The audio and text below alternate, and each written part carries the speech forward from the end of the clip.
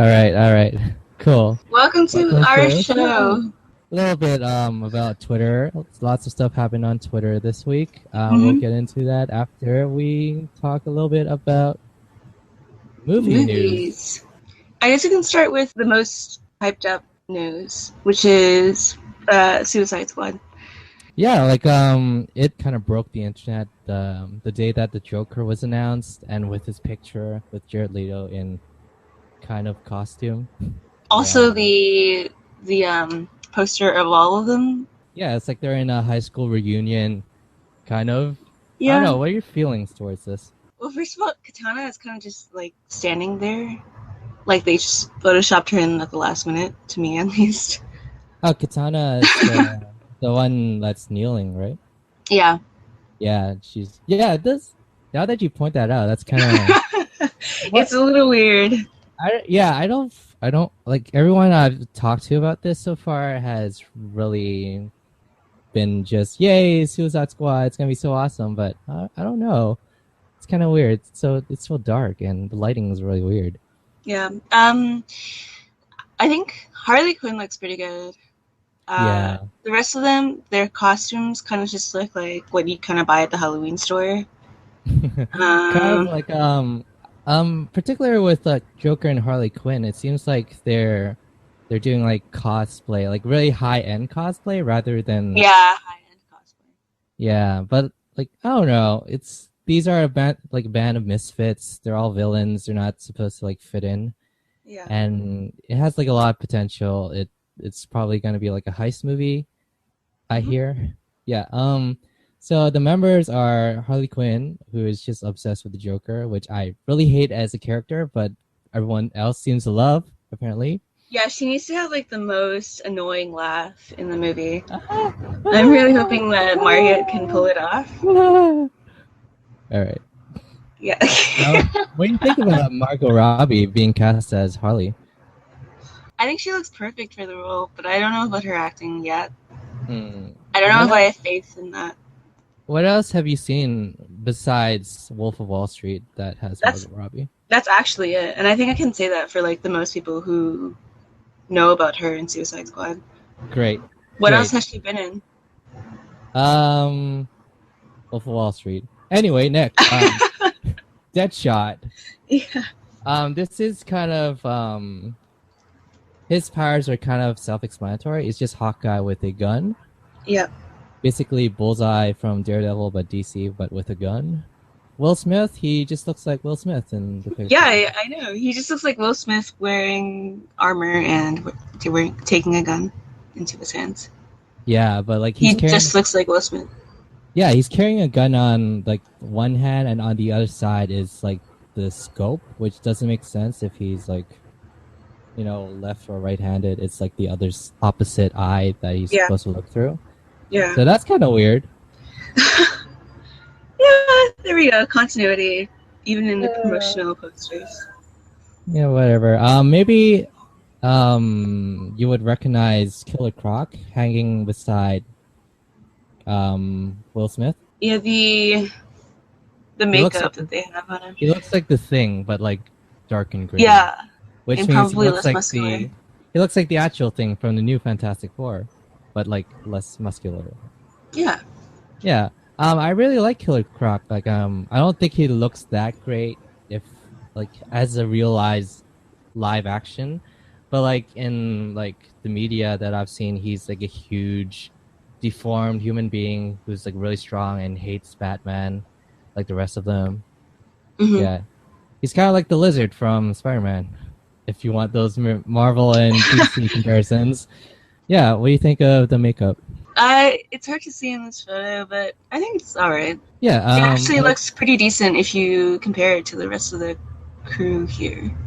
yeah, there's also a member here that's called Captain Boomerang. He Yeah. uses a boomerang. Wow.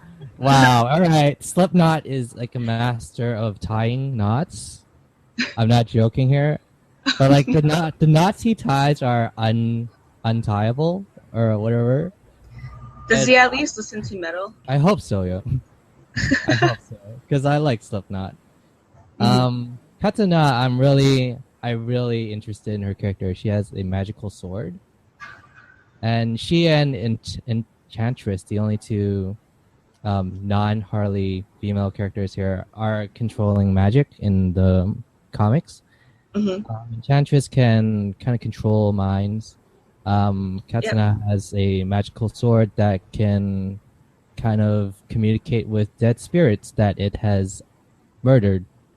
And she murdered her husband with that sword, and she can talk to her husband. They must have a lot of things to talk about. Yep. Besides that, these characters I don't really know much about. Rick Flag is kind Yeah. of the leader, I guess. He's beside Harley Quinn. Harley Quinn. Yeah. Yeah, Oh but no, he looks like such a American sniper. Like they just took him straight out of that movie. At yeah, least in the poster. he looks kind of generic, yeah. Yeah. You know, Yeah, he leader, just looks like the guy with the gun and decent arm muscle decent and armor. decently tall and white, of course. Oh, speaking of people who are tall and white, Adam Driver of the HBO show Girls has been featured in a Vanity Fair set photo during May the 4th, Star Wars Hmm. Day, as Kylo Ren. He's hanging out with in the snow in that picture. He's wearing the Yeah, dark he's outfit. he actually looks really good in that photo. Yeah, very sexy. Yeah. For And those who've Oscar Isaac. seen, oh yeah, Oscar Isaac.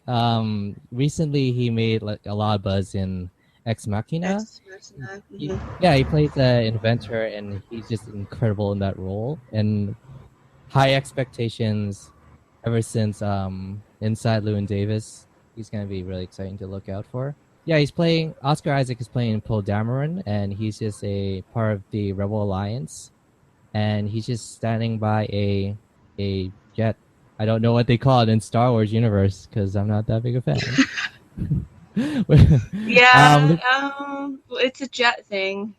it's a jet thing in space. In Yeah, space.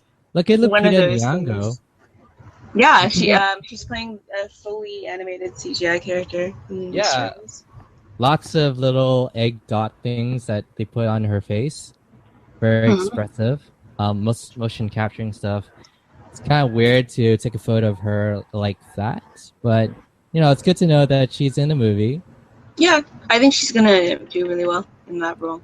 Yeah, and later on in May the 4th, it was confirmed that Gwendolyn Christie, Brienne of Tarth from Game of Thrones, is playing a character named Captain Phasma, who people have nicknamed the Chrome Trooper in the trailer. Awesome cape. She's very tall. She's a very tall Nice. lady.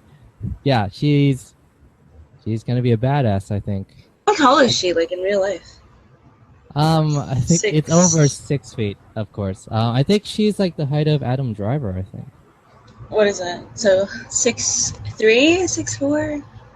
That sounds about right. But yeah, she's huge, and she's gonna be so Yeah. scary in this. Yeah, she's gonna be really fun to watch.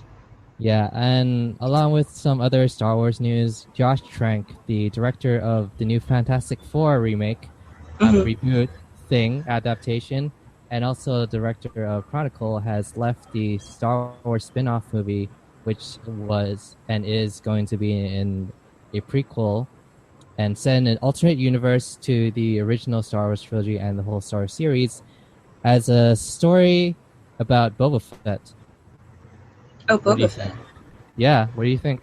I don't know. Not much of a comment. I'm a little bit skeptical about this Josh Trank person because I haven't heard of him prior to Fantastic Four. And the trailer doesn't look too hot, even though I really enjoy the people who are cast in it. Yeah, well, I mean, like, Miles I like Teller in actors. particular. Yeah, Miles Teller, Kate Mara. Michael B. Jordan, Yeah, Jamie Bell and as the thing. yeah. So I don't know. And also Freddy from House of Cards as Mr. Storm. Oh, Freddy. Oh, Yeah, Freddy. oh yeah, Ribs Freddy. Okay. Yeah, Um, he's gonna be so good. That's good. It's just I like the cast members separately, but I don't know if the casting was right in Fantastic Four remake just because they're so young. Like I think Yeah. that's the point. That's the point of the remake. But you're not supposed to make Fantastic Four young. They're like the parents of the entire universe. Yeah, that threw me off too. Like in the comics, they're usually like middle age, like an actual family, and in the alternate universe, they're closer to young adults and teenagers, which I guess they're going for. Yeah. But back to the Boba Fett thing. Boba Fett's always known to be like this mysterious character in the Star Wars films, and that's like, I guess that's kind of the appeal of the character. I'm not sure like what Disney is trying to do here with making Boba Fett into, an actual character. Hmm. Yeah, We'll have to he's kind see. of clumsy.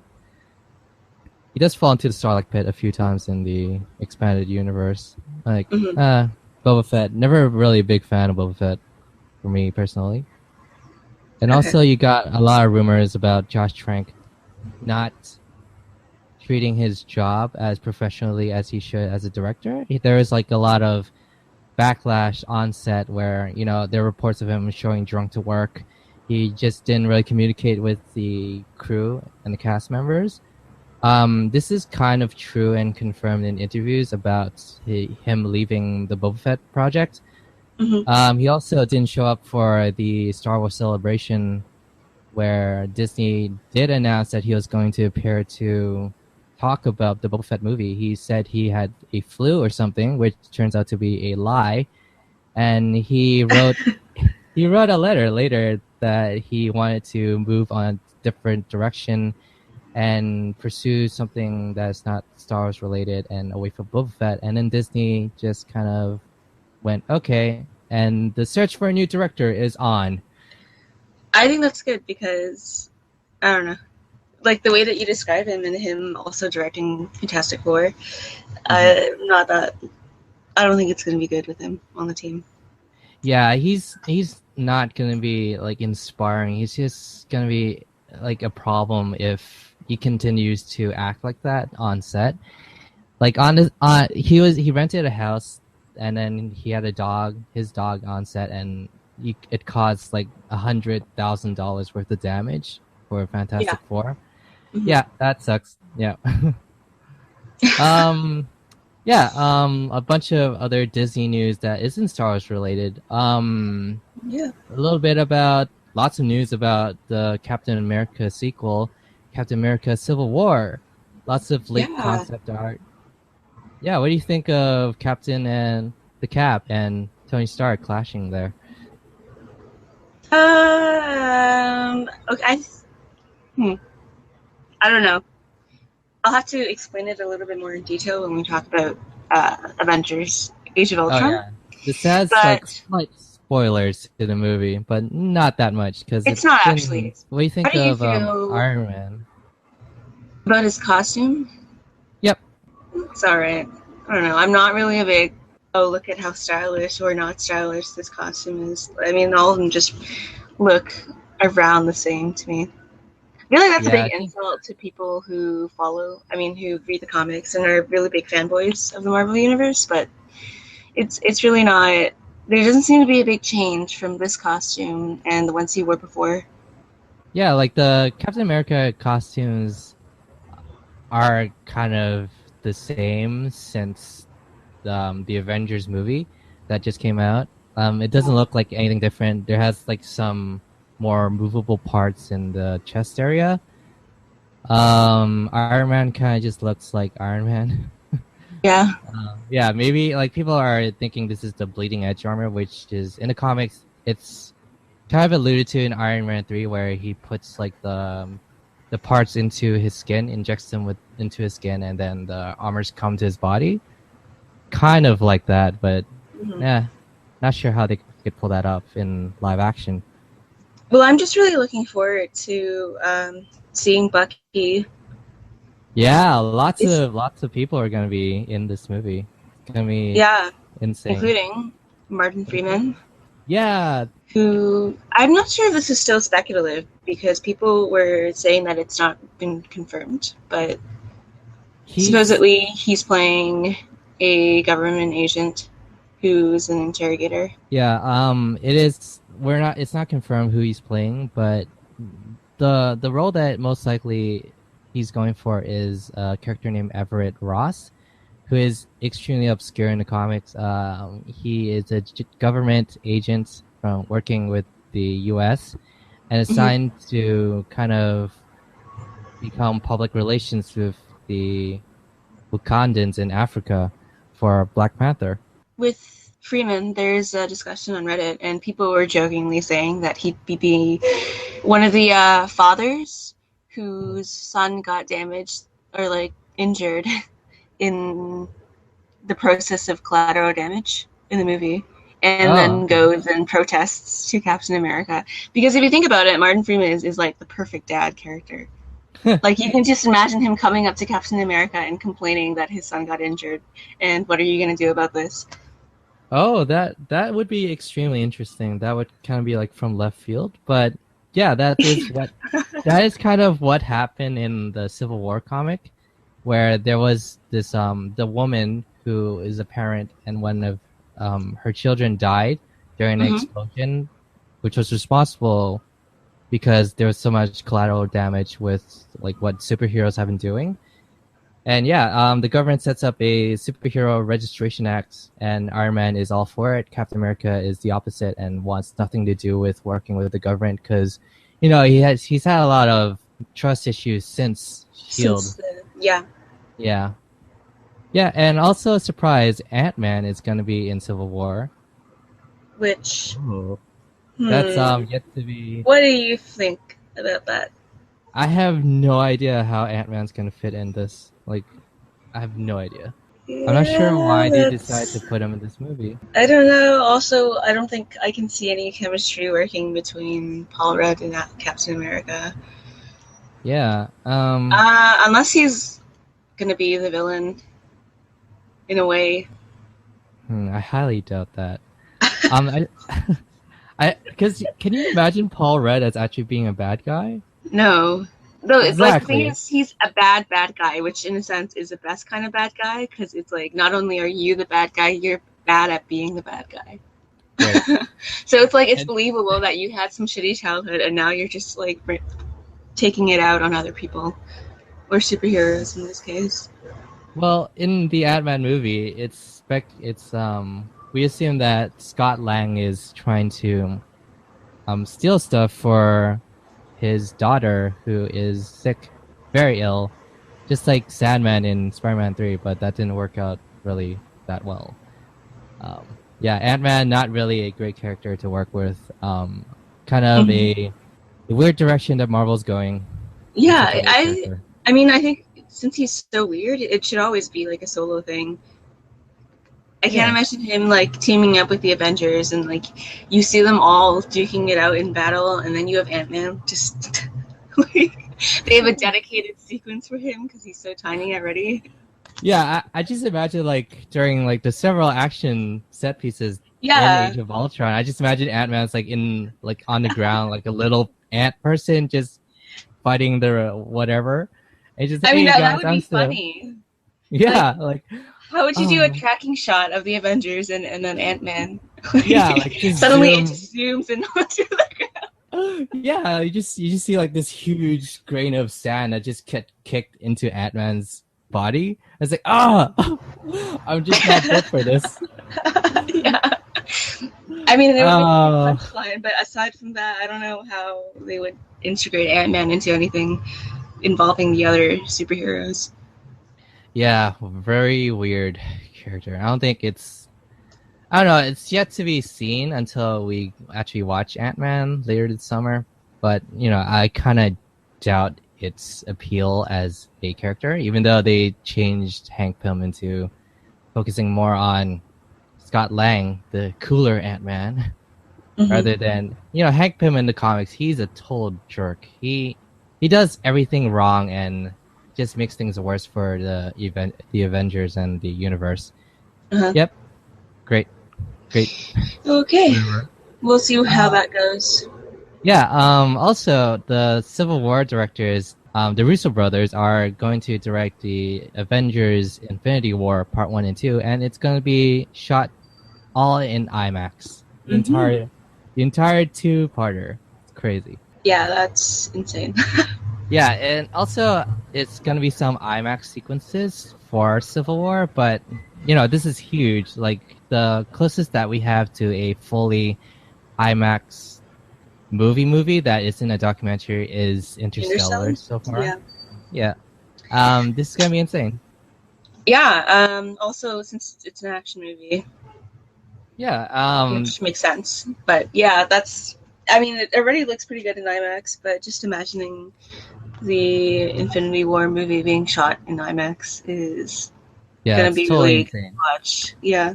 And what's special about this is that it's a new IMAX camera that's being developed that isn't going to be film. So you can kind of hear Christopher Nolan crying very, very far Yeah. away. Hmm. It's all going to be digital IMAX, but that's insane. We've gotten so far, and Digital IMAX. Wow. Like, there's gonna be that weird effect, I think, inevitably, where since the frame rate and everything, and the pixelation is so clear, hmm. if they don't do the motion blur properly, it's gonna just look weird. Like Yeah, certain that could be a sequences problem. in Age of Ultron, but we'll talk about that later. Oh yes, yes. There's gonna be since it is a 2D camera for the IMAX thing. They're gonna post convert it probably like they do with every movie. And I still hate 3D. Like I don't see any reason for it in Winter Soldier or Yeah. in the Avengers movies. Hmm. But Guardians of Galaxy at least looked okay, right? Yeah, I think so. Yeah, like Yeah, that's fine. whatever, whatever. I don't know. Would you pay to go see IMAX 3D for Infinity War? Well, they have IMAX 2D, right? I don't think they'll I do. don't think they will. I don't know. I mean, I guess you have to because you can't not watch it in IMAX now. Yeah, it's true. But I just really don't like the 3D effects that most action movies have been using. Yeah, some of them don't make any sense. Yeah. Um. Anyway, Spider-Man news for this week. The Spider-Man movie is rumored to be called Spectacular Spider-Man or Spider-Man or Spider-Man the New Avenger. and the Oh directors no. and the directors who are shortlisted include Jonathan Levine, who did 50/50 and Warm Bodies, which were Mhm. both really good movies. Not so much Warm Bodies, but 50/50. Really good movie. Yeah. Ted Melfi, who did Saint Vincent, which I didn't hear that much praise about the movie besides Bill Murray. Mhm. And Jason Moore, who did the first Pitch Perfect movie, which I have yet to watch. John Francis Daly, Jonathan M. Goldstein, who did Audio Tour and Vacation, and Jared Hess, who did Napoleon Dynamite. Disney is also talking about doing more of a coming of age John Hughes kind of inspired Mhm. movie about Spider-Man. What's your opinion of that? I don't know. Spider-Man hasn't really been in anyone's favor recently, just because of the two amazing Spider-Man movies, The and non-amazing also, Spider-Man movies. yeah, also the original ones with Tobey Maguire. Um, Apparently, the third one was really bad. I can't quite remember it because I watched it when I was pretty young. You But probably just refuse to remember it because your brain maybe, just blocked it out. maybe. But Yeah. anyway, it depends on the casting, I think. Yeah, they have a bunch of actors right now. They have two actors right now. They have like a limited filmography, which we don't really know much about them, but they kind of do look like really young kids, really hip, cool kids gonna play Spider-Man for the first time. Oh, I don't Uh, know. I also yeah. don't really like this director's shortlist. But I really like Jonathan Levine though. Oh, yeah, I mean, I liked 50/50. I Yeah, I don't love know it. about Warm Bodies because I haven't seen it, but it just looks really preteen to me. Which I guess Yeah, is good for this movie, but I'm not going to be interested in anything Spider-Man's doing anytime soon. there are rumors that he's gonna be in Civil War, but we've yet to have a confirmation, which is gonna be like a very crowded movie already. Yeah, already super crowded. Yeah, and lots of news on Twitter with the director of Age of Ultron, Joss Whedon, quits Twitter. Yeah. Oh, oh, where were you when that Oh. happened? I don't know, but I went on Twitter one day, the day that he quit, and I noticed that I have one less following, Okay. and I just like sort of brushed it off and didn't really understand. But then when I read that Joss Whedon quit Twitter, it just broke my heart. Aw. Because Yeah, yeah, he's so funny on Twitter. and um, apparently the cause was just a bunch of angry tweets and like regarding how he was anti-feminist in his latest movie, Yeah. which is kind of ridiculous because anyone who's watched Joss's stuff or knows who he is as a person or has like seen his interviews knows that he's like a super diehard feminist. Yeah. And he talked a lot about I guess we'll go into that during spoilers discussion. But the thing about the anti-feminist thing is kind of horseshit in Joss Whedon's words during his interview. He said that he just wanted to find a quiet place to kind of go to in order to continue writing. And he went on Twitter to promote Much Ado About Anything when it was released, and he went on Twitter for Avengers. But, like, he deserves a lot of time for I think himself so because too. he's done a lot. He looks really tired. Yeah, like, and you can. Okay, I'll save it for Age of Ultron. But anyway, Yeah. he's a really tired person and he needs to rest. Yeah, he sounds not well. Yeah, though I think it's a mixture of both. I think people giving him a backlash of like anti-feminist tweets was like kind of his final straw. I mean, it just gave him the reason to quit Twitter in order to find a quiet place to write. So Yeah, I that think it's a does make a mixture. lot of sense. Yeah. Yeah. Next up, Martin Scorsese has a new movie coming up, a passion project that he's been working on for 25 years. It's called Silence, and it's based off of a book by Shusaku Endo. And we got the first press image, I guess you would call it, of Andrew Garfield. He was in Ichi the Killer and Tetsuo the Iron Man. Shinya Tsukamoto. What do you think of this movie so far? First of all, it seems really whitewashed already. It's To a, search for their mentor, Liam Neeson, in 17th century Japan.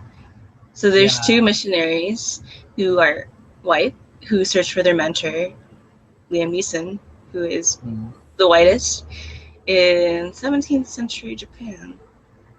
I feel like that. I'm not sure since I don't know much about the novel, but I think that would kind of be what it was about with like the white people coming into Japan or something. Don't quote me on that. I think the only thing that doesn't make sense is the mentor being Liam Neeson. Also, I am doubtful about that casting. Yeah, Andrew I don't know yet. Garfield. Yeah, I'm Andrew not a big fan Garfield. of him. He was kind of like great in Social Network, but Spider-Man wasn't that good for me. Yeah. Didn't work at all. So are you excited for this movie, or maybe it's just gonna be another? Yes. No, I think it'll be good because I have faith in Scorsese. Yeah, me too. Wolf of Wall Street is a masterpiece, and it shows that a veteran filmmaker can still make really good movies, right? Yeah. And like everything he's done historically has been really good. So, like, I think it'll be good. But right now, I'm not very interested in the storyline itself. Yeah, I agree. Yeah. Next up, we have comedian Louis C.K. Is up to direct, write, and star in his own indie movie, I'm a Cop. It tells the story of a depressed volunteer police officer who lives in the shadow of his mother, a decorated officer whose influence after his death, her death, forces him to become something he's never wanted to be, a real police officer. What do you think? I think that's completely his style. Yeah, he is already depressed. Like, I have no complaints here. It's gonna be fun. Yeah, if you've seen Louis, then you kind of know, like, seems to be the same thing, but in film format. Yeah, pretty much. Like, his style is like really awkward kind of humor. I can't really explain, but he's like very to the point with his comedy, and it's gonna be. I'm really excited for this movie. Yeah, I think it's gonna be good, especially Yeah. since he's just manhandling this entire thing, he's directing it, writing it, starring in it. Next up, we have Quentin Tarantino's The Hateful Eight finally Eight. gets some picture from. Yeah. Yeah, what do you think of Samuel L. Jackson, Kurt Russell, and the newcomer, Jennifer Jason Leigh? Will they look? I think it looks pretty good so far. Yeah, I mean, if you can see the poster for yourself, then I mean, Samuel L. Jackson and Kurt Russell both look hilarious. especially Kurt Russell's exceptional mustache. Yeah, I know. I really hope that's something he grew out. Yeah, I hope that's just not something he taped on his face. Or Yeah. maybe it could be like at like one point in the movie, maybe they rip off the mustache, like, oh, that was my favorite mustache or something. Yeah. Well, anyway, Yeah, I think the newcomer thing is surprising considering how many people he uses, reuses, and recycles in his movies. yeah. Another newcomer is Channing Tatum, which is kind of funny because Jonah Hill was in Django Unchained. Now Right. Channing Tatum is going to be in The Hateful Eight, like 21 and 22 Jump Street, but more violent Yeah. in the same universe. Haha. All right. Yeah. Anyway, that's going to be exciting. Did Yeah. they? The script was leaked a while back, but are they still sticking with that, or? Yeah, he had an epic script read through that ran like 4 hours long, and people really liked it. And he's gonna move forward with that script. Well, there are gonna be like some edits and drafts and stuff, I guess. But like, for the most part, he wants to stick to his idea. He believes that it's really awesome, and yeah, really excited for his movie. Right, so Tarantino's last film. Yeah, it could be very possible that it's gonna be his last film. I hope Well, not. I know, but I'm just gonna treat it like that because I mean, now that digital is dead, I think he just wants to retire. Yeah, no more film, actual film, more digital stuff, which he's not gonna be interested in at Yeah. all. Plus, I'm sure he's gonna continue doing like writing for people or whatever. But he just won't direct his own films anymore. I think. Yeah, he's gonna. He did say one time that he wants to stick with just publishing screenplays for fun, I guess, because he has a lot of stories to tell, and he was talking Yeah. about doing a remake of Invasion of the Body Snatchers or something, but I don't know. Yeah. Yeah. Sure. And now on to TV. On to TV. Sci-Fi has teamed up with the Steven Spielberg TV station network company thing, Ablin Entertainment, and they're adapting Brave New World as a mini series, which has already been a film before. Have you read Brave New World before? Yeah, it's a good book, and I guess that's why they forced you to read it in like high school.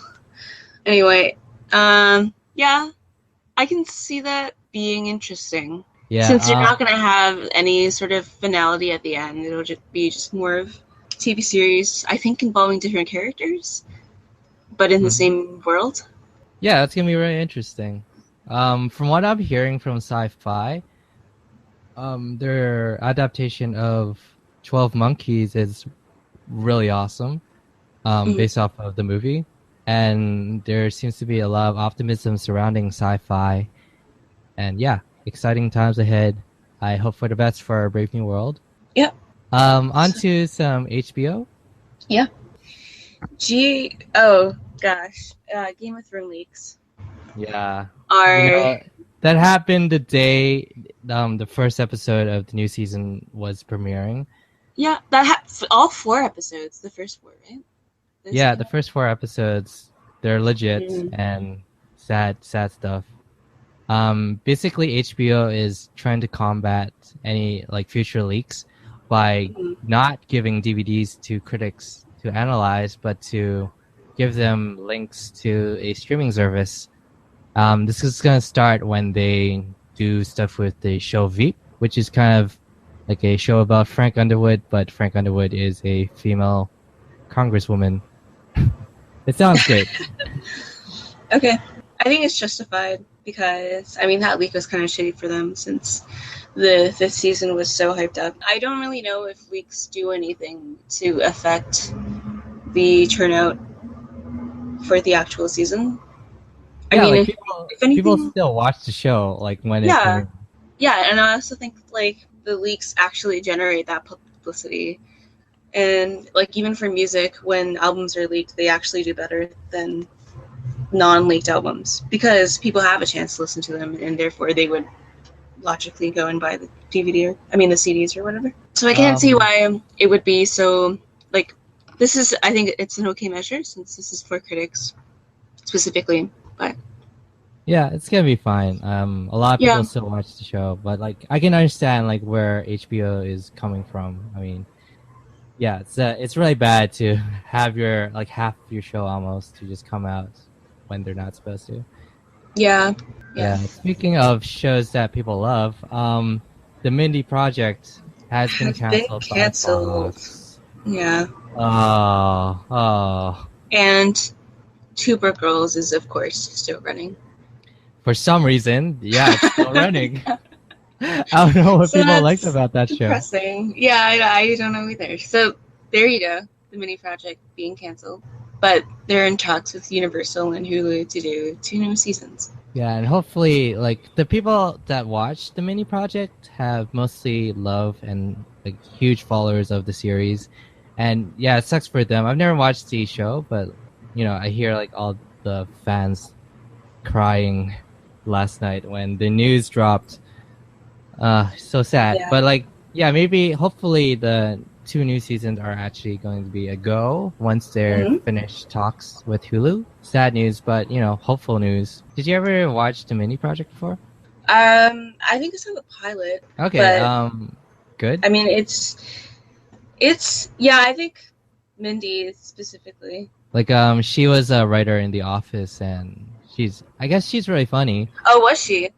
Yeah, she was in The Office as a character and actor, and she wrote and directed a few episodes of The U.S. Office. Oh, I She see. also does stand-up comedy on side, and she's pretty funny. Yeah, that's actually good to hear. I know that. She's as far as representation goes as well. I think it was a good comedy series for that. It kind of sucks that, like, as soon as a show like this is ethnically diverse, a station like Fox just comes in and shuts everything down. Yeah. Oh my gosh. Fox, I Hate hate you them. too, Fox. Yeah. Fox, oh my god.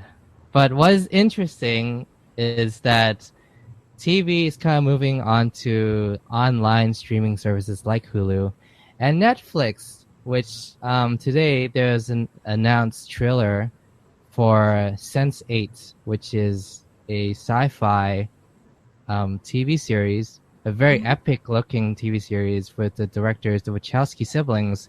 Yeah. Yeah, Matrix directors, Cloud Atlas. What do you think of this premise of a bunch of people in 8 different countries are all somehow connected into for one reason, and they can link into each other's minds and stuff? Well, I haven't seen Cloud Atlas, but I know of its premise, and I think it would work better in a TV show actually because there's just so I mean as far as pacing and structure goes in a movie format, I think it's not as versatile, and you can do something like the Cloud Atlas premise in TV better. I hated Cloud Atlas. Like I'm not really excited about Sense8 at all because it just really reminiscent and very close to Cloud Atlas, which I want nothing but to forget Well, about. yeah, I mean that's the thing. I feel like the premise was interesting itself, so they could do good things with it. I just don't know if it was good for the movie specifically. For television, Yeah, it might work out since it they might have the like time. yeah. Netflix has quite a lot of budget, as we've seen in House of Cards and stuff. Yeah. It's gonna be interesting. I mean, they seem to have a lessening budget every single time, though, because if you look at the new releases that come out every month, they just get progressively less interesting. Yeah, but But I think, Daredevil was pretty good. yeah, Daredevil was great. But I don't think people who complain about Netflix not having enough good content don't seem to forget that they're paying $8 a month for it, which is And already pretty also, good. Yeah, it comes with like a million other movies and TV shows. So there you Yeah, and it go. comes with Netflix exclusive stuff now, which is what I think that's what they're gonna base their leverage off of, is having content that you can only watch on Netflix. I love Netflix. It's currently like my favorite way to watch TV shows. Yeah, me too. Yeah, good Except stuff. they still need to bring King of the Hill back. Okay. Yep, that's Yeah, just lots it's a of very simple demand. Netflix, just do it. they And do have space. yes, space is gonna that'll be so awesome. That is on my wish list of revivals. Since we do have like a bunch of revived shows that are like done like decades ago. You Mhm. know, space might come back. King of the Hill might come back. You could you could keep on wishing, and one day you'll get your wish. You want to go into our plugs and then the Age of Ultron review? Review. Yeah, let's do it. Yeah. I recently wrote a review for Age of Ultron on my Tumblr page, and you can find it at thescreenhub.tumblr.com. It's kind of it's non-spoiler. It's kind of funny. I don't take myself too seriously when writing these reviews. And also I have a review for Ex Machina, which people have not watched apparently. It's a really good movie. Guys, go watch it. What about Mhm. you? It's not even in theaters in Hong Kong, which I hate it because I really Oh, want to watch the sucks. movie. And I've heard about Oscar Isaac's performance, and I'm really excited. Also, I was it no Ava. Yeah, Yeah, Ava's performance, is great. she was so good. Yeah, so I gotta get into it. It's like Foxcatcher, but without the ending. It's like Foxcatcher, but way more interesting. Yeah, and sci-fi based. Yeah, which is nothing like Foxcatcher. Yeah. Anyway, yeah, so go look at Raymond's reviews and then watch uh, Age of Ultron and also Ex Or go Machina. watch it and then read my review or whatever. Yeah, that might actually be better. I don't know. Yeah. Depends what your definition of a review is. Um, so for me, I recently did a review on Clouds of Sils Maria, which is actually released quite a while ago, but more recent in terms of theatrical release. Um, it was in Cannes 2013 or 2014, I think. Yeah, that sounds But right. now they're releasing it like in the more like TIFF is having it, and some theaters internationally are playing it right now. Um, but I don't think anyone's actually heard about this movie, so I'll just explain it really quickly. Basically, there's this play called Mayola Snake, and there's Sigrid and Helena. And Helena is this old office worker who like falls in love and becomes infatuated with the younger Sigrid, who is dangerous. So the main character of the movie, so yes, it's a story within a story. Main character played Sigrid 20 years ago, but now she's been asked to revisit the play as the older character. So it's kind of like her coming to grips, literally and metaphorically, with growing old. And I think it's worth a watch. Anyway, yeah, you can find the review on my site, which is www.manateesandmatinees.com, in the cinema and TV section. And I'm going to soon review Wild Tales, which I saw 2 weeks ago. Ooh, great movie. Yeah, it was really good. We'll talk about that later. And on to plugs for our awesome. I got our good friend Lauren Malik has a review for a documentary, a short little documentary called Music Lessons during her time at Hot Docs earlier Oh, yeah. last week. Mhm. You could find it on the scope at ryerson.ca. Links will all be in the description bar. Follow our podcast on Twitter at Want From The Shop. You can follow me on Twitter at Raymond Dang one THAND1, and you can follow Mandy at Mandy Sham. Very simple. exactly as it sounds. Yeah, and you can follow our friend Malik, Lauren Malik at L Malik, LMALYK. Good stuff. Let's get into our Yeah, non-spoiler these are the review. most convoluted plugs that we've ever done. We'll try to shorten them next time. Anyway, yeah, Yeah, on to reviews. This is going to be we're interesting because Raymond and I have very differing opinions on Age of Ultron. oh boy, do we. So I'm not quite sure how we're gonna do the non-spoiler review and then the non-spoiler. I mean, and then the spoiler-ridden review. I guess let's talk about things that we agree on first of all that don't involve spoilers. Okay, what do we agree on? We agree on very good and very well done action sequences, Oh and yeah. we agree on Joss Whedon's ability to do humor within these action sequences. He's a really good writer. Let's not get that wrong, okay? He's very Yeah, talented. Writing scripts, dialogue, he does it very well. that's why you hire him Yep. because he's really good. Yep. Ultron was pretty interesting, I think. Hmm. I mean, more refreshing than Loki, let's be honest. Yeah, but people usually go to Loki as being that grade A Marvel villain that everyone keeps wanting. But But you nobody took Loki seriously because of the Thor movies. yeah, you could also say that no one really takes Ultron seriously since he's so, James Tony Spader, Starky. yeah, very Tony Starky, which we'll get into, I guess, in a little bit here since it kind of happens near the beginning. Yep. Do you want to talk about a little bit about Ultron's creation? Yeah, I don't think talking about it would necessarily spoil it. Yeah, so Ultron is just evil robot. He wants to destroy the world and stuff. Yeah, Yep. that's pretty much it. Yeah. And unlike in the comics, he's created by Hank Pym, aka Ant-Man. And since Ant-Man isn't anywhere near this movie except for in the beginning when you see the trailers, yeah, you have to incorporate it somehow into like the current lineup.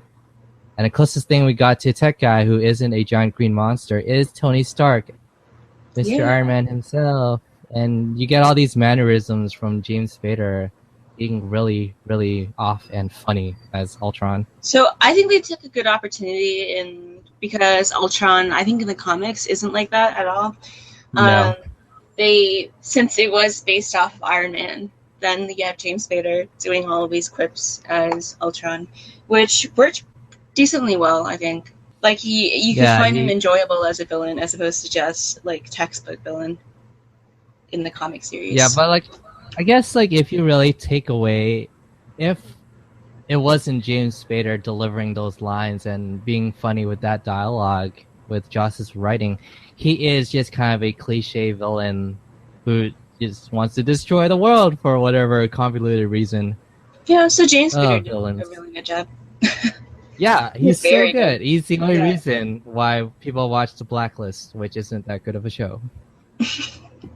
Okay. I really loved the movie. I think it was very extremely fast pacing. There are some parts where like something gets happening and then all of a sudden it jumps like through time, way forward like a few months or a few weeks as it feels like into like another plot point. And it feels like there has been like a lot cut from this movie since it was very long in the assembly cut, which usually is the case with most movies.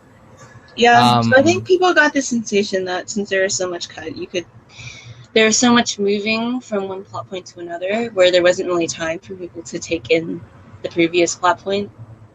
So there's a lot of rushing there. And there was this one point in the movie which I really, really liked near the end, but everyone agrees that's a great moment, but we'll get into about that in spoiler discussion. There were some weird plot holes which I guess Agents of S.H.I.E.L.D. kind of not really answered this week, and which is weird because Joss Whedon went on record to say that Agents of S.H.I.E.L.D. has nothing to do with the Avengers and the cinematic universe, which is weird because you helped created that show. Yeah. Yeah, I don't know what's going on with Joss Whedon, to be honest. Yeah, he's going through some like teenage angst, or like the writer's teenage angst. I don't know. Oh, it's like the moment you become a writer, you become a teenager again. Yeah, it's like you have some moments. Yeah. where Yeah, he's overall, gonna throw a tantrum. yeah, it would be really healthy to like throw a tantrum on set of Fantastic Four just by breaking stuff that's worth $10,000 when you're making a movie and then canceling another movie. But unfortunately, Joss Whedon didn't really have an outlet like Josh Trank, and he just kind of he's left with Yep.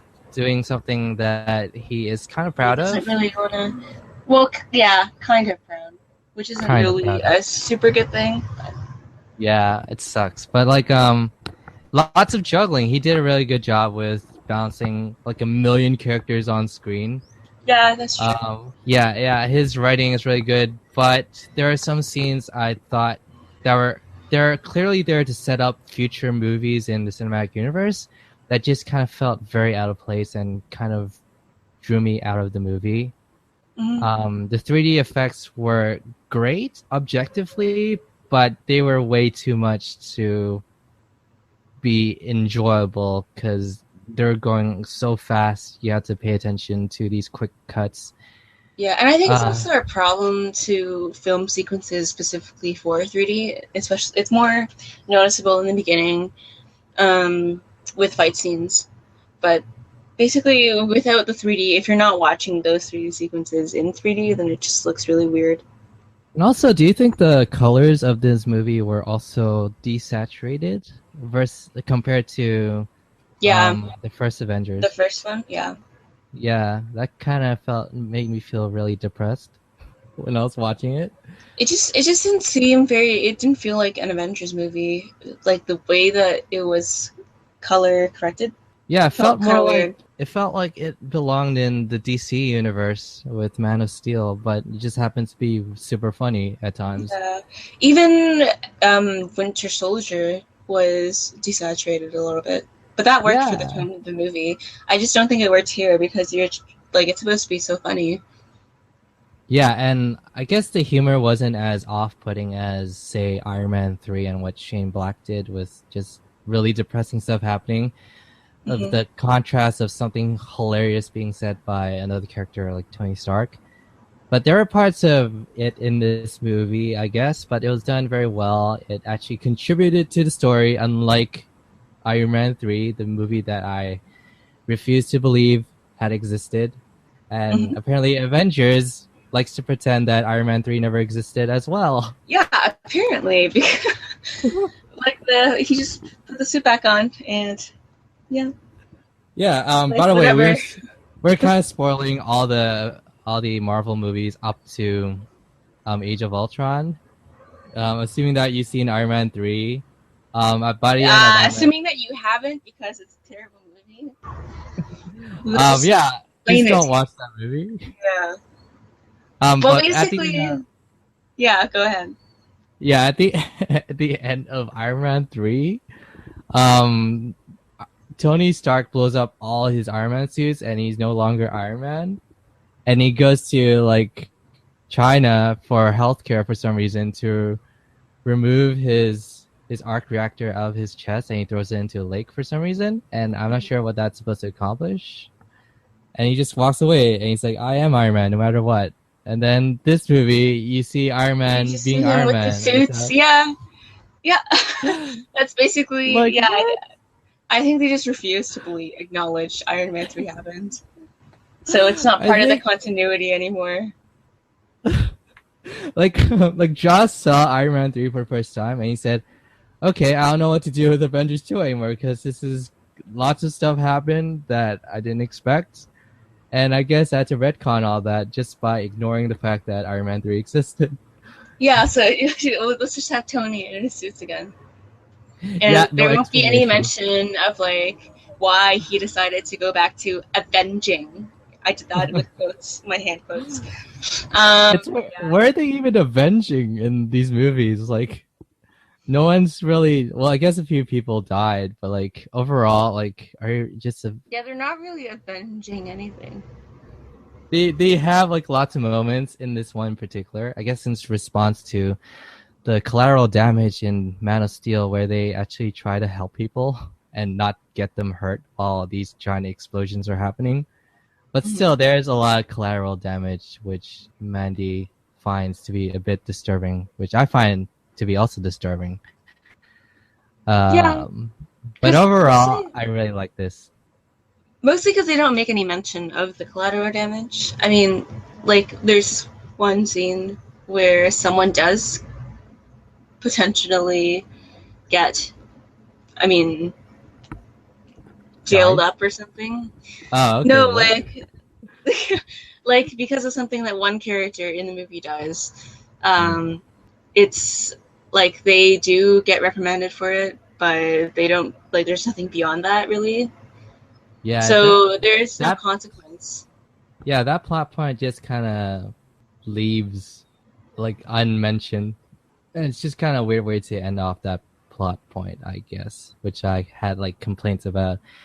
But Yeah, yeah, we'll and talk a little bit about that during spoilers.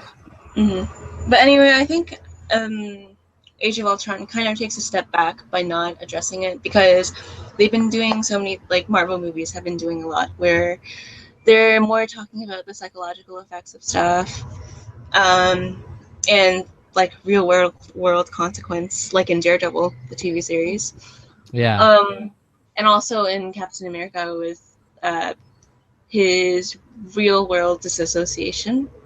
But they didn't really bring it up in here at all, which I didn't like that part of it because it just didn't feel realistic. I know it's not Joss Whedon's style to be too serious about stuff, but I felt like everyone was quipping so much the entire time, like every line was a joke.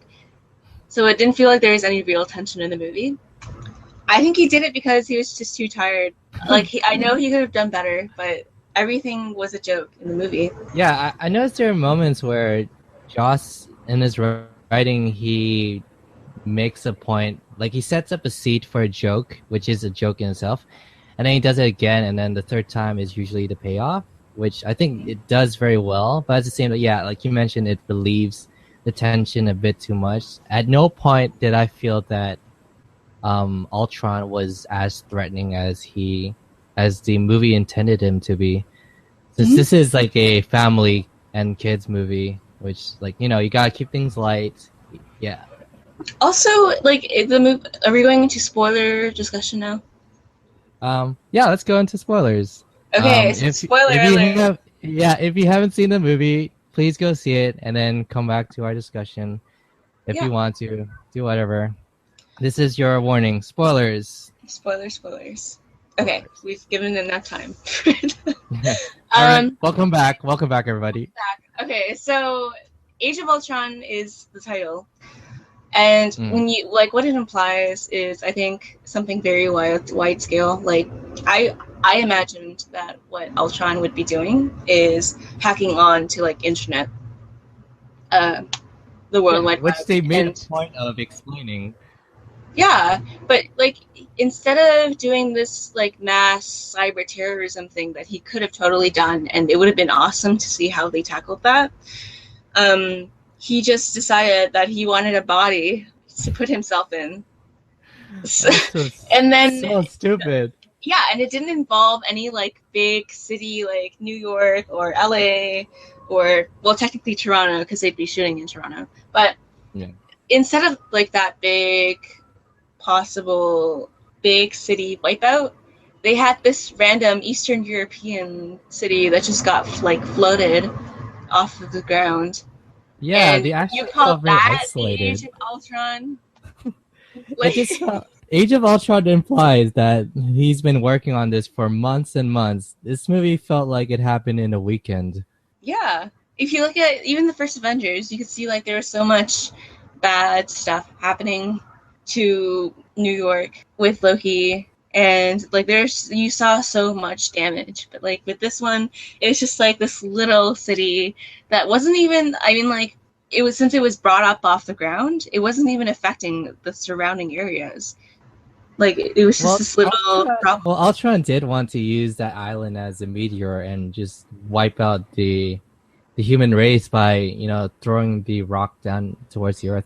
But even at that point, it wouldn't do much damage if you really think about it. Yeah, I mean, I think you could have wiped out the world in more interesting ways.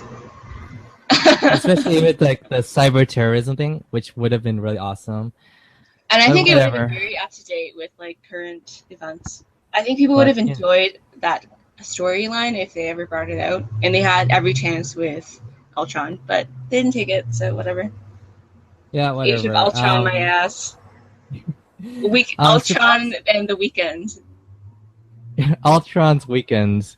Yeah, Weekend with Ultron with Weekend with Bernie's. Ultron. Yeah, apparently this movie only shares the title with the comic story and has almost nothing to do with the comic. So for those who want to read the comic, it's really interesting. It's also like unintentionally funny, but it's a really good comic. It's less Ultron in it than you think. And yeah, it if you're like reading that comic to prepare for this movie, it's not gonna prepare you in any way. Just a Yeah. heads up. Um, Also, Ultron, like he's supposed to be really smart. The thing is, if he's this smart, then like you have all these plot points where, like with Scarlet Witch and Quicksilver, um, he'd like explain how his plan is to wipe out all of humanity. Well, of course, those two wouldn't agree with you. So I feel like it wasn't like some of the stuff that he did wasn't really motivated by who the character actually was, but more so by like what they needed to push Quicksilver and Scarlet Witch away from Ultron and to join the Avengers. yeah, it felt like it was actually like plot being written into a movie rather than something that would realistically happen. Yeah, Ultron doesn't seem to understand how humans work. I guess is like the point of this movie or something, which is I guess why he went into the route of trying to convince the twins to work with him, and ultimately they don't because they feel like that's too much, man. We don't want to actually kill everyone else just the after Avengers. we just yeah they well like the twins only wanted to kill Tony Stark because the Stark bomb blew up their family Blew or up their whatever. family. Yeah. Mm-hmm. Yeah. What do you think of the introduction of the twins? Yeah, I liked it. I thought it was great. Yeah. They were also cast very well, Yeah, and and I didn't expect Quicksilver to have that accent. Like, no, either of them to have the accent, but it really helps define their character. Actually, it like was I think really it works fun so to good. listen to them. Yeah. You like Scarlet Witch more than Quicksilver, or like who's your favorite twin? No, I like Quicksilver more. I Oh, think how Scarlet come? Witch is scary Okay. because like she has so much power. This is more of an well in the Avengers Age of Ultron. The first appearance of Scarlet Witch is more um, origin story than her actual powers being manifest. Like she's already pretty powerful here, but I don't think she's as strong as she is in the comics. Um, Oh no, no, no. They had to dial down the powers of her because like her powers in the comics make absolutely no sense because it's yeah, so hard. It's already very hard to explain her powers. So like Joss Whedon just took like the god that is Scarlet Witch in the comics and just turned her into Jean Grey and the Phoenix in yeah, Age of Ultron, the movie. Yeah, the first time we see Scarlet Witch, she's doing like this weird horror movie kind of thing, where she's just like glitching as she's walking behind a door or something. That was really yeah. freaky. But like they never ever like address that or do that again in the movie, which sucks so I hard, know, man. I know. That would have Yeah, been so awesome. like they built it up so that sequence was so awesome with her and Quicksilver just doing their own thing locked up inside. Yeah. What do you think of this Quicksilver opposed to the Quicksilver that we saw in X-Men: Days of X-Men. Future Past? Yeah, it's a very close tie because I think the X-Men Quicksilver is way too disproportionate to how the real Quicksilver is in the X-Men comics. Mm-hmm. So, um, while I think I like the X-Men Quicksilver more because he was just so funny and unique as a character. Also refreshing because everyone in X-Men Days of Future Past is just so like freaking serious. The one that Aaron Johnson plays is I think more realistic or like more true to the Quicksilver in the X-Men comics. Unlike the X-Men Quicksilver that we saw, the X-Men doesn't get tired at all. He's just effortlessly going so fast and just like becomes kind of godlike in his powers. In this Yeah. one, you see him getting tired a lot. He's like catching his breath, like, "Oh, I don't think I can do this anymore," with his accent, which I can't do right now. Yeah, so I also think that considering like how much hype the X-Men Quicksilver brought up, and I think a lot of people still like him more than the Ultron one. People still think, I mean, this is a pretty good matchup to that. Like it's not like one is way better than the other.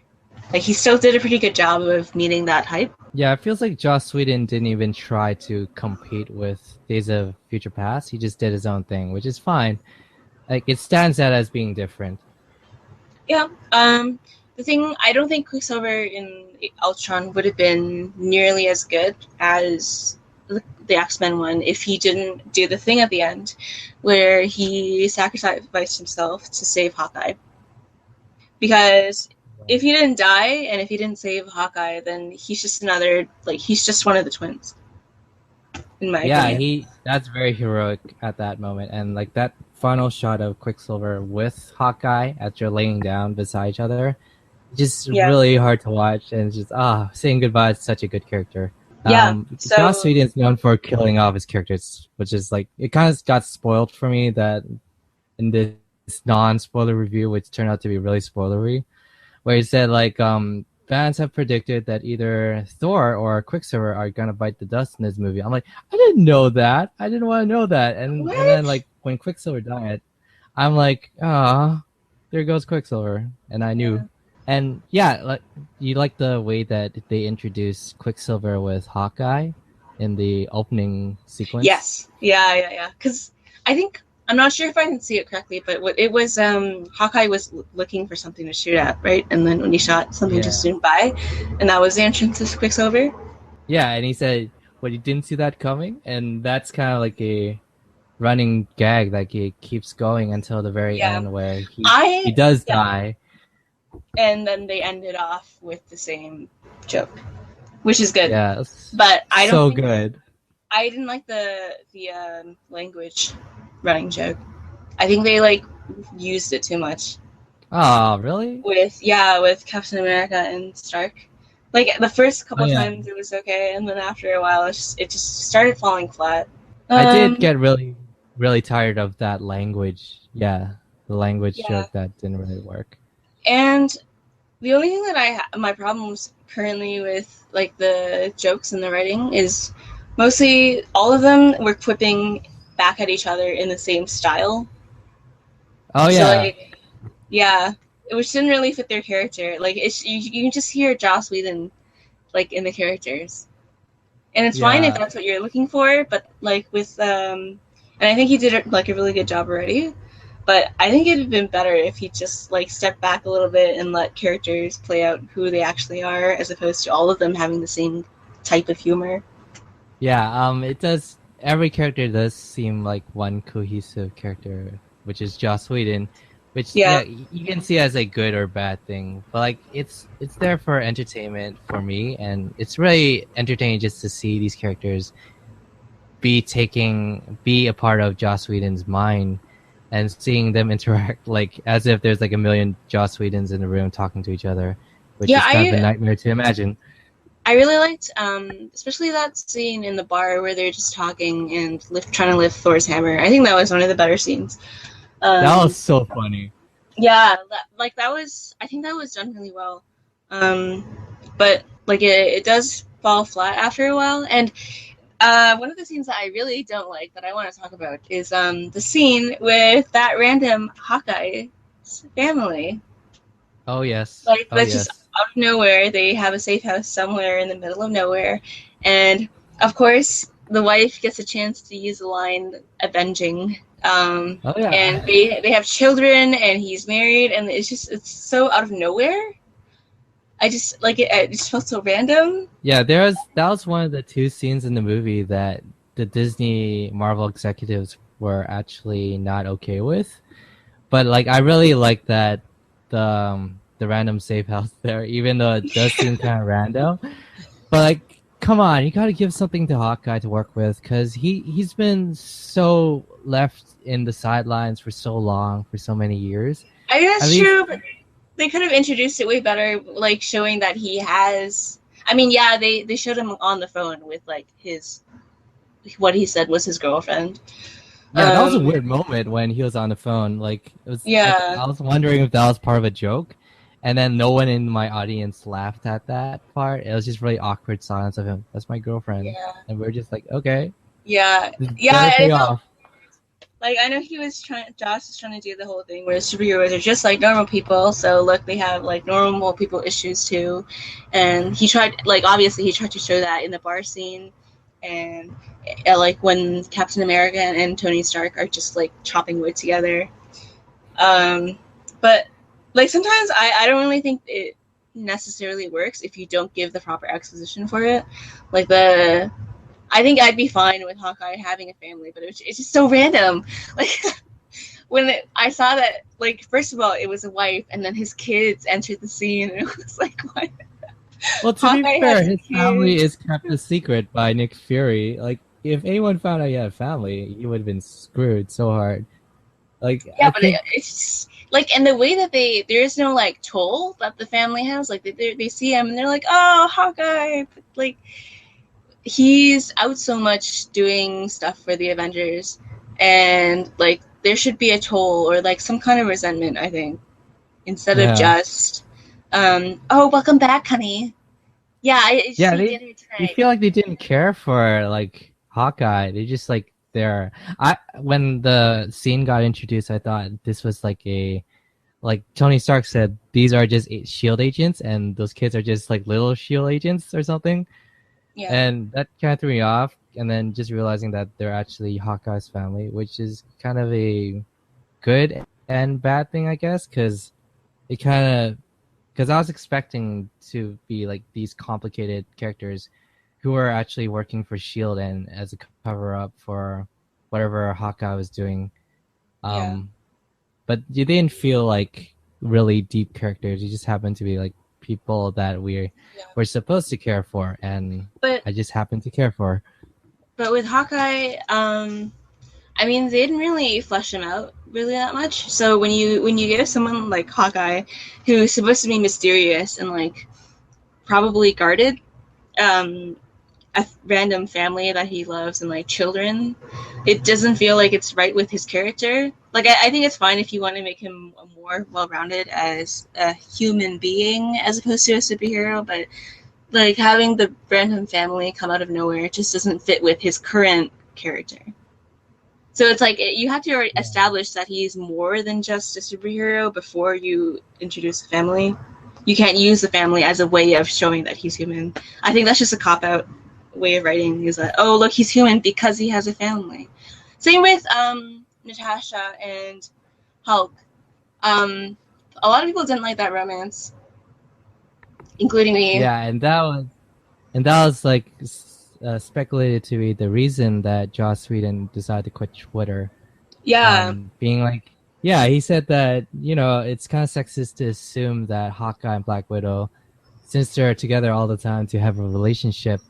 So just like put her with someone else that you don't expect to have a relationship, and I don't think it really worked out in for there was people also as they wanted to. a line where they were Hulk and Black Widow happened to both not have children, Yeah, that or was not be that was capable so of having weird. children. Yeah, and like I mean, it just I think that's where the anti-feminist stuff comes in, because it's assuming that they both immediately want children, and that Scarlet Witch, instead of being an independent woman, wants to like pursue a romance with somebody. But I think a lot of people are just sort of mistaking strength for like feminism, because like it's human for her to want to have a relationship. Just because she likes Hulk, it doesn't mean that it's like anti-feminist. Yeah, Like she just wants to be human too. because Hulk is pretty hot. Like, come on, come on. Yeah, I'm just most upset that it's not Black Widow and Captain America. Cause wow, I just watched Winter Soldier again yesterday, and like the chemistry there is just it's not it's like sparkling and crackling. Yeah, it's so their chemistry is so awkwardly funny. With Bruce Banner and Black Widow, it's just awkward and Yeah. kind of falls flat. Yeah, and Yeah, it also romance. seems to come out of nowhere because like they don't seem to ever really. I mean, in the first Avengers, you have her trying to calm him down and whatever, but I don't see how that would bring a connection, a romantic connection to Bruce Banner, and vice Yeah, that versa. was They don't pretty really. weird. Like, In the Captain America movies, like she kisses him on the cheek, um, before she leaves. And there's that whole kiss me, like, I mean, obviously they're not doing it romantically, but to like evade being seen by the people who are looking for them. yeah, But even there, you get this sense, or you get it's implied that there's something. I mean, I like it that there wasn't in that movie because that's the easy route. But at the same time, it's like, why would you choose Bruce Banner over Captain America when the chemistry is so much better between you and Captain America? I think on paper what he was going with kind of made sense because Black Yeah, Widow and the Hulk didn't really belong in like the normal kids table. They're kind of like the exiled outcasts of society, yeah. and Black Widow Mhm. wants something that's like uncontrollable, right? Like at one moment you could be like very calm, and next moment your life is being threatened. I think she seems to like be attracted to the thrill of the idea of Mr. Jekyll, Dr. Hyde, or whatever, Yeah, right? yeah. And Well, yeah, it's just Hulk's feelings kind of like Hulk has no feelings, and he just kind of like at the end he just kind of says bye, see ya. I don't want to be around because it's too dangerous. And he's on the Quinjet, I think, and he just kind of floats away, and there he goes. Oh, what do you think of Vision? oh, so good. So good, Yeah, so good. Like like the hammer scene kind of went together there when he does pick up the hammer, and then Thor's like, "Let's go." yeah. I also, it's interesting because Captain America, when he like tries to pick up the hammer and it just bulges a little bit. So there's some fan speculation that when he picked like Captain America, since he is of the moral high ground, is worthy of picking up the hammer, but like that's why it budged. But at the last minute, the hammer realized that he was doing it for a competition, and therefore it wouldn't let him pick it up. Yeah, and then Chris Hemsworth's reaction is just so funny. His acting has Yeah, really gone up. but like Yeah. with Vision, who was like born yesterday, um, Huh. picked up the hammer because he didn't know the quality of the hammer.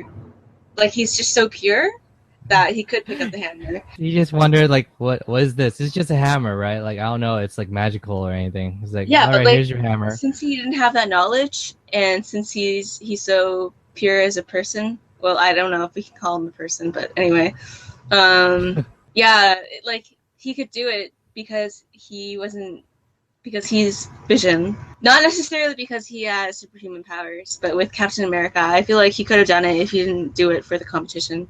Yeah, I think he would have. Yeah. In summation, we have some disagreements about the movie, but overall, you thought it was enjoyable. Yeah, as a summer blockbuster, it has standards. Yeah, and that Hulkbuster and Hulk scene is worth the ticket price, Yeah, that's I true. guess. That has been our podcast. I guess we'll talk about Mad Max in our next coming episodes. Yeah, Yeah. Thank you everybody who's been tuning in, if you're and we'll see listening, you next time. yes, we will. See ya. Bye.